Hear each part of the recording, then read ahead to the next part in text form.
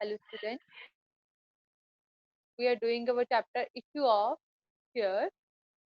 Issue of shares के अंदर बेटा आज हम करेंगे ओवर सब्सक्रिप्शन ऑफ शेयर्स। क्या करेंगे हम? Over subscription of shares.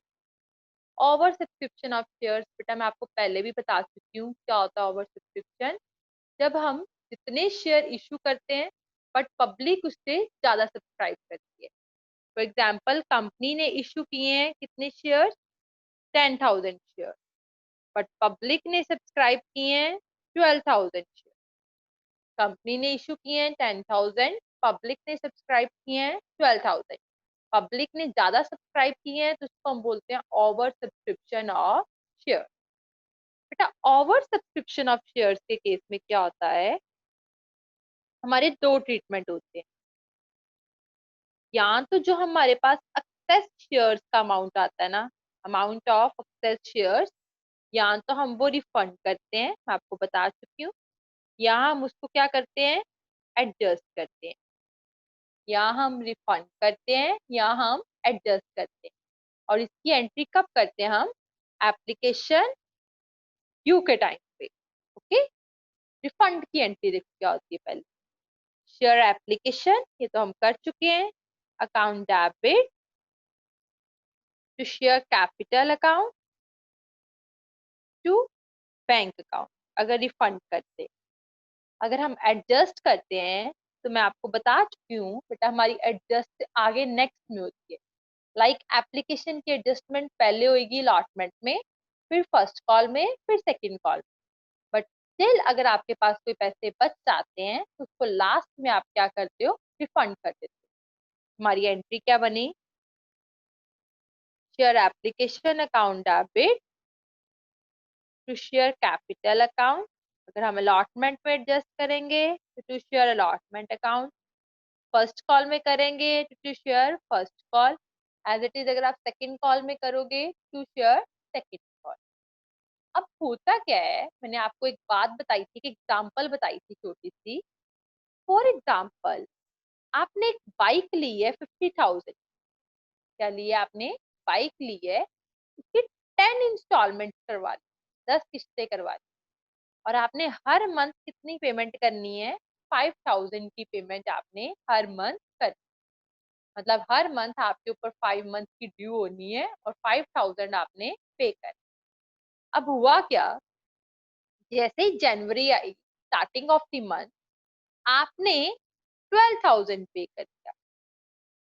कितना पे कर दिया आपने? 12,000। आपने पे कितना करना था? 5,000, बट पे कितना कर दिया? 12,000। 7,000 आपने ज्यादा पे कर दिया। अब कंपनी के पास दो ऑप्शन है, या तो आपको 7,000 वापिस कर दे, या आपका 7,000 नेक्स्ट में एडजस्ट कर। ये आप पे, आप क्या कहते हो? आप कहते हो मुझे वापस करने की बजाय आप मेरा नेक्स्ट में एडजस्ट कर दो, मैंने आगे भी तो इंस्टॉलमेंट्स पे करनी है ना, तो आप मेरा नेक्स्ट में एडजस्ट कर दो। तो ठीक है, आपने नेक्स्ट मंथ कितना पे करना है? 5,000, बट आपके पैसे कितने ज्यादा पड़े हैं? 7,000। तो नेक्स्ट मंथ सिर्फ कितना एडजस्ट हो सकता है? 5,000 एडजस्ट हो सकता है, उससे ज्यादा एडजस्ट नहीं हो सकता। मेरी बात क्लियर हुई? जितना ड्यू है सिर्फ उतना ही एडजस्ट हो सकता है, उससे ज्यादा एडजस्ट नहीं हो सकता। अगर आपने 7,000 ज्यादा है बट आपने लेना कितना है नेक्स्ट मंथ? 5,000, तो सिर्फ कंपनी 5,000 ही एडजस्ट कर सकती है। अब फिर भी आपके पास 2,000 अभी भी कंपनी के पास आपका बैलेंस बच गया है। फिर वो कब एडजस्ट होगा? नेक्स्ट। कब एडजस्ट होगा? मार्च। मार्च में फिर आपने 5,000 कंपनी को देना है। अब 2,000 आपका एडजस्ट होगा। कितने पैसे रह गए आपके? 2 ना, तो 2,000 आपका एडजस्ट हो जाएगा और आप कितना पे करोगे? 3,000। Is it okay? मैंने बहुत छोटी सी एग्जांपल बच्चे ये बताई है आपको इंस्टॉल। ऐसे हमारी होती है अलॉटमेंट फर्स्ट कॉल, कि कोई भी चीज है हम सबसे पहले अलॉटमेंट में एडजस्ट करें। ठीक, फिर अगर पैसे बच जाते हैं फिर वो नेक्स्ट फर्स्ट कॉल में एडजस्ट हुए। फिर अभी भी अगर पैसे बच जाते हैं तो सेकंड कॉल में। लास्ट में अगर फिर भी पैसे होते हैं तो वो हम रिफंड कर देंगे। ठीक है, ये हमारा रूल है। आपको एक इसका एक ना टेबल होता है बेटा, जिसको हम बोलते हैं pro rata table. This is our pro rata. अगर हम आपको क्वेश्चन आएगा कि directors made allotment on pro rata basis, एक लाइन लिखी होगी, the directors made allotment on pro rata basis. It means होता है बेटा जितने भी एक्सेस शेयर्स हैं उसको एडजस्ट करना है, रिफंड नहीं करना। जितना भी एक्सेस है उसको अमाउंट को क्या करना है, एडजस्ट करना। ओके, अब देखो इसके लिए मैं टेबल बनाना होता है आपको। अगर तो एक ही कैटेगरी हो, एक ही हो, तो आपके लिए easy है। अगर कैटेगरीज ज्यादा आ जाए, इतने पर्सन को इतने शेयर दिए हैं, इतने पर्सन को इतने शेयर दिए हैं, तो टेबल बनाना पड़ता है। टेबल बनाना बहुत इजी है, वो इसलिए भी बनाते हैं अगर कोई एडजस्टमेंट फर्स्ट कॉल में भी करनी हो जाएगी। तो प्लीज इस टेबल को ध्यान से देखो, जैसे मैं बना रही हूँ आपने वैसे बनाना है। पहला कॉलम है मेरा शेयर अप्लाई। क्या कॉलम है, शेयर अप्लाई। नेक्स्ट कॉलम है मेरा शेयर अलॉटेड। नेक्स्ट कॉलम कौन सा है, शेयर अलॉटेड। शेयर अप्लाइड कितने हैं और share allotted mean share issued कितने। ठीक है, फिर हमने एक बनाना है एप्लीकेशन, ऐसे अलॉटमेंट। आप एज इट इज ऐसे कॉपी करके बनाना है, आपको ऐसे बता देती हूँ। पहला कॉलम है जैसे हमारा शेयर अप्लाइड, फिर है शेयर अलॉटेड, ठीक है, फिर एप्लीकेशन, जगह छोड़ दो इतनी, अलॉटमेंट, पहले एप्लीकेशन होती है, अलॉटमेंट होती है, फिर first call. Depend upon the sum, आपकी सम में आपको गिवन क्या है, देखो ध्यान से, share applied, share allotted, application, allotment, first call. Second call भी गिवन है तो ऐसे सेकंड कॉल का बन जाएगा। ठीक है, याद रखो एप्लीकेशन में बस एक चेंज होना है, यहाँ पे आना है आर ए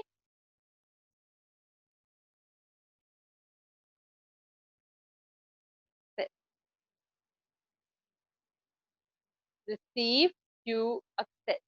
क्या बनेगा, application receive, application Q, application excess. कितनी रिसीव की है, कितनी लेनी थी, कितनी ज्यादा है। Application receive Q excess. Allotment, ये लर्न करो, D A R E dare, D A R E dare. Q allotment adjust, allotment receive, allotment access। you adjust received access। मैं आपको बताऊंगी सम, अभी आप ऐसे लर्न करो। फर्स्ट कॉल भी dare, you adjust received access। फिर भी अगर कुछ अमाउंट बच जाता है तो last one is refund, last one is refund. Share applied, share allotted, application received, due access, allotment due, adjust received access, first call due, adjust received access, and last one is refund। दो column आगे share applied, share allotted, फिर application, क्योंकि application देखो सबसे पहले हम receive करते हैं फिर ड्यू होती है, तो मैंने आपको बताया ना, एक लास्ट में हमने बना लिया access. allotment due, adjust received access, first call due, adjust received access, last is refund। ये पूरा टेबल तब बनता है जब हमें नंबर ऑफ कैटेगरीज गिवन। अगर एक ही कैटेगरी हो, सिंपल हो, तो उसके लिए जो हम छोटा सा टेबल बनाते हैं ना एक्सेस वाला, हमने वही बनाया, वरना ये करने की जरूरत नहीं। ओके, अब मैं आपको करवाती हूँ दो एग्जांपल्स के related, kindly listen this carefully. First example is Tata Elxsi limited issued 20,000 equity shares of rupees 10 each, 4 application, 3 allotment, 3 final call, and the public applied for 25,000 equity shares, and directors made allotment on pro rata basis, and excess amount received on application is adjusted on allotment. Simple. ठीक है, जितना आपको cash amount मिला है वो सिर्फ किसमें adjust करना है आपने? अलॉटमेंट में एडजस्ट करना. किसमें एडजस्ट करना है आपने? अलॉटमेंट में एडजस्ट करना. अब मैं आपको बहुत ध्यान से बताइए, सुनना, मैं आपको सुनता. अब एक ही कैटेगरी है जिन्होंने शेयर अप्लाई, कितने एप्लीकेशन रिसीव कितनी करी है आपने? 25,000. और इश्यू कितने हैं? 20,000. कोई और कैटेगरी नहीं. तो मैं सिंपल बना लूंगी. जो टेबल बेटा आपको सिखाया है मैंने वो बनाना कंपल्सरी नहीं है, बट कई बार सम निकालने के लिए वो बनाना पड़ता है. शेयर अप्लाइड, शेयर अलॉटेड, ये तो आपको आता है ना, मैंने करवाया हुआ है. Excess shares, excess amount. Share applied, public ने अप्लाई किए 25,000, इश्यू किए 20,000. एक्सेस शेयर्स कितने हैं? 5,000. एक्सेस अमाउंट कैसे निकालते हैं? एक्सेस शेयर्स को हम किससे मल्टीप्लाई करते हैं? एप्लीकेशन से. तो एक्सेस अमाउंट आ गया हमारा 20,000. ये क्लियर हुआ? अब आपको लिखा है जितना ज्यादा आया उसको अलॉटमेंट में एडजस्ट करो. अगर लिखा हो रिफंड करो, इसके ब्रैकेट में हम लिखते थे बैंक. अब लिखा है अलॉटमेंट में एडजस्ट करो तो ब्रैकेट में लिख देंगे अलॉट. Is it clear? इतना तो इजी है. तुम्हारी फर्स्ट एंट्री क्या आएगी?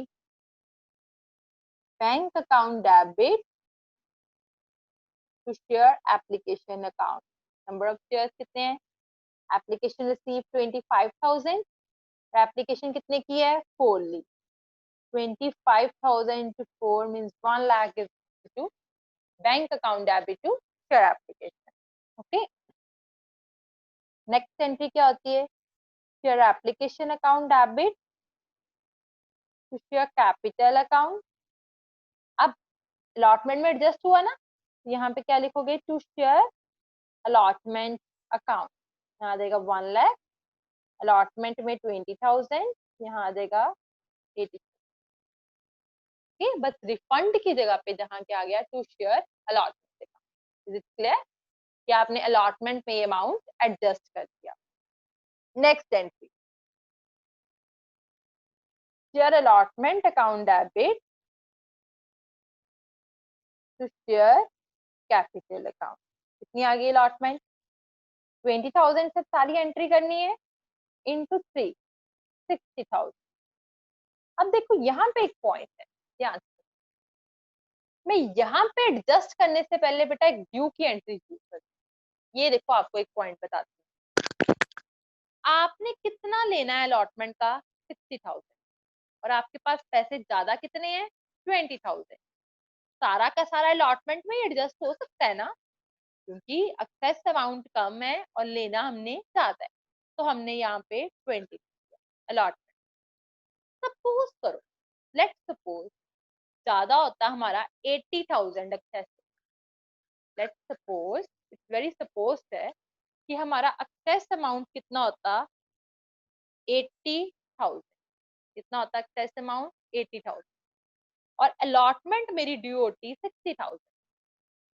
मेरे पास पैसे ज्यादा हैं 80,000, बट मैंने लेना कितना है अलॉटमेंट पे? 60,000. तो सिर्फ मैं 60,000 एडजस्ट कर सकती हूँ. बाकी 20 फिर किसमें चला जाता? First call. तो मेरे पास यहाँ दो चीजें आती. एक आना to share allotment 60,000, to share first call 20,000. Okay ना? अगर मैंने किसी से 60 लेना है तो मैं 60 एडजस्ट कर सकती हूँ, उसका 80 तो नहीं एडजस्ट कर सकती. उसका 20 फिर मैं नेक्स्ट एडजस्ट करूंगी. जैसे मैंने आपको ये वाली एग्जांपल कराई थी कि 5 उसका अब एडजस्ट हो गया, 2,000 उसका नेक्स्ट एडजस्ट हो गया. वैसे ही इसमें है. ठीक है, बट इसमें अब कितना लेना है मैंने उससे? एक्सेस कितना है? मैं ये एंट्री पहले चेक कर लेती हूँ हमेशा. मैंने एक्सेस कितना है मेरे पास? 20,000. मैंने लेना कितना है? 60. तो 20 इसमें एडजस्ट हो सकता है, तो मैं यहाँ पे लिख दूंगी to share allotment 20. Is it okay? अब नेक्स्ट एंट्री, अलॉटमेंट रिसीव की bank account debit to share allotment account. अब बच्चे यहाँ सबसे बड़ी गलती करते हैं. बच्चे यहाँ अमाउंट लिख देते हैं 60,000. कितना रिसीव किया? 60. बट यहाँ पे कितना आना है? 60 आपने लेना था, 20 आप ऑलरेडी एडजस्ट कर चुकी हो, ले चुकी हो. तो अब आपने कितना लेना है, 40,000, ना कि आपने 60 लेना। तुम्हारी एंट्री क्या आ गई, bank account debit to share allotment account 40,000। 40 कैसे आया, ये अब आपको लग गया होगा पता कि 60 में से मैं 20 ऑलरेडी ले चुकी हूँ, तो 40,000 मेरा यहाँ पे आ गया। ओके, अब नेक्स्ट एंट्री है हमारी फर्स्ट कॉल की, वो आप कर लोगे, it is very simple. Equity share first and final call to share capital, कितना अमाउंट आ जाएगा, 20,000 इंटू 3, 60,000। फिर bank to equity share first and final call 60,000। देख लो एक बार, आई होप ये आपको क्लियर हो गया हो मैंने कैसे प्रो राटा करा है। जो भी एक्सेस अमाउंट था तो सिंपल था कि जो भी एक्सेस था वो मैंने अलॉटमेंट में एडजस्ट कर दिया, ठीक है, और फिर अलॉटमेंट में से माइनस करके अलॉटमेंट रिसीव कर। ओके, अब मैं आपको एक और सम कराती हूँ, वो ध्यान से। X Limited was registered, that is in my book it is illustration number 29, आप निकाल। X Limited was registered with an authorized capital of rupees 10 lakh divided into 1 lakh share of rupees 10 each. Company offered 60,000 shares to public. Company ने कितने issue किए हैं, देखो 60,000 share, but application कितने की receive करी है उन्होंने, 92,000 share.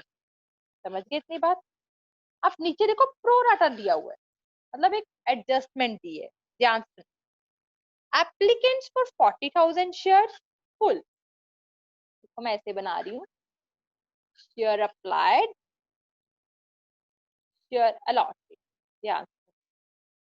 Applicants for 40,000 share, applicants mean जिन्होंने अप्लाई किया है, जिन्होंने 40,000 के लिए अप्लाई किया है, उनको फुल मीन्स 40 के 40,000 शेयर उसको अलॉट हो। जिन्होंने किसके लिए अप्लाई किया है, 40 के लिए, उसको फुल सारे के सारे शेयर दे दिए, ठीक है। नेक्स्ट है 50,000 को 40%। जिन्होंने 50,000 शेयर के लिए अप्लाई किए है, उनको कितने परसेंट दिए हैं, 40%। कितने परसेंट दिए हैं उसको, 40%। देखो, जिन्होंने 50,000 के लिए अप्लाई किए है, 50,000 का 40%, उनको आपने दे दिए 20,000। क्लियर। जिन्होंने 40 के लिए अप्लाई किया था उनको पूरे दे दिए, जिन्होंने 50 के लिए अप्लाई किया था उनको 40% दिए हैं, 50,000 का 40% मीन 20,000। और जिन्होंने 2,000 शेयर के लिए अप्लाई किया था उनको नील मीन्स कोई भी शेयर नहीं, कोई शेयर नहीं दिया मीन्स उनके पैसे उनको क्या कर दिए आपने, रिफंड कर दिए।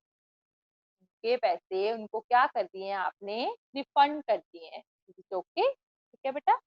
अब देखो ध्यान, ये भी एक ही कैटेगरी बनती है, जिनको सारे दे दिए उनका तो कोई शेयर ही नहीं रहा, जिनको रिफंड कर दिया है उनके तो पैसे वापस कर दिए हैं। कैटेगरी सिर्फ एडजस्टमेंट वाली एक ही है, तो इस केस में भी हम सिंपल टेबल बना सकते हैं। ठीक है बेटा, देखो मैं कैसे बनाती हूँ, अभी बताया था ना, बट अब 3 कैटेगरी से बनाना है, share applied, allotted, access share, excess amount.